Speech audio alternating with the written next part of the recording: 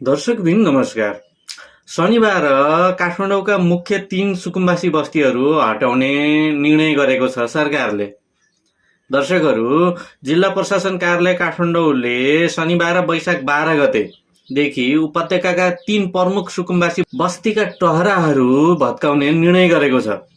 प्रमुख जिल्ला अधिकारी ईश्वरराज पौडेलको अध्यक्षतामा बसेको जिल्ला सुरक्षा समितिको बैठकले पहिलो चरण थापाथली, हाँडीगाउँ र जडीबुटी स्थित मनहरा खोलाको किनारमा सुकुम्बासी बस्तीहरू खाली गराउने निर्णय गरेको हो।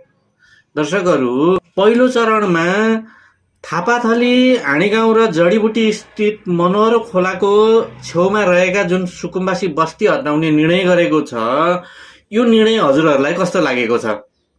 कृपया कमेन्ट बक्समा गएर कमेन्ट गरिदिनु होला भने हामीलाई फलो गर्न नभुल्नुहोला। नमस्कार।